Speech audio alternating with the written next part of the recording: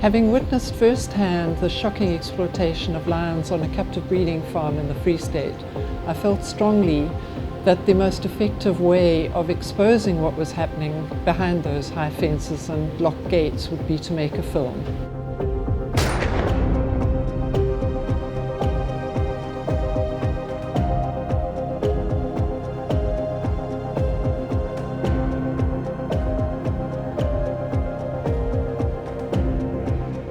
Way back in the mid-90s, there were thousands of lions being bred in captivity for the primary purpose of being hunted by trophy hunters. 2008 was when I wrote my first piece on the way lion carcasses were being exported to Asia. They were being used in a whole variety of commercial products. That was the beginning of our understanding of the whole lion bone trade. And then by the mid-2000s, the tourism component with the volunteers, with the cub petting, with the walking with lions became more consistent and larger revenue streams than the original ones, which were the canned hunts and the lion bone trade. And so today we sit with this entire spectrum of these revenue centers. It's a very lucrative industry. But of course we know it's pretty cruel and there is no conservation benefit. The welfare implications are incredibly severe. The worst atrocities we find in terms of welfare are at the intensive breeding farms. The profit lies in the bones of the animal, not the animal itself. In 2015, I had presented in the Australian Parliament to their minister asking for a ban on the importation of lion trophies coming from South Africa.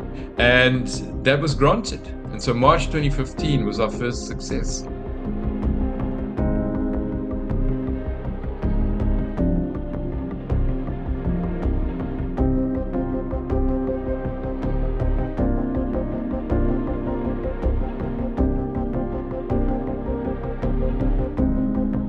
So those all added up significantly to a shift in momentum.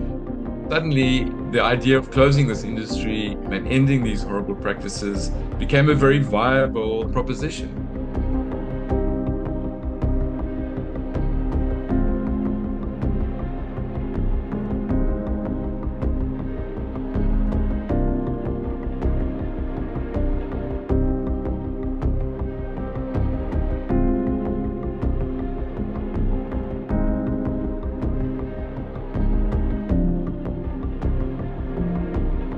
One of the important recommendations that came out of the high-level panel was that South Africa does not captive breed lions, that South Africa doesn't keep lions in captivity or use captive lions or their body parts and derivatives commercially.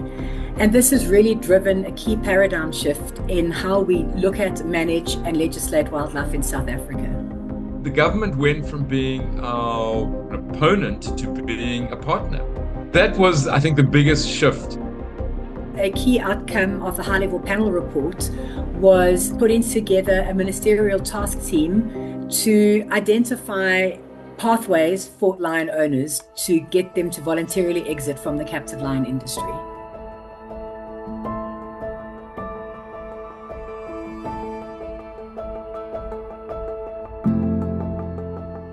An industry that's been legally allowed to trade for this long, for decades, cannot be closed overnight.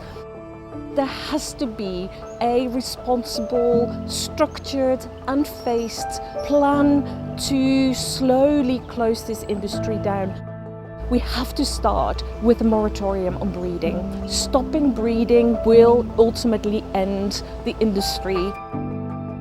The captive lion industry is large. They've invested lots of money in infrastructure to keep large carnivores in captivity.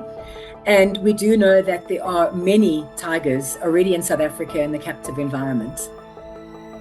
One of the key concerns that was raised was the transfer from lions to other large carnivores, particularly tigers.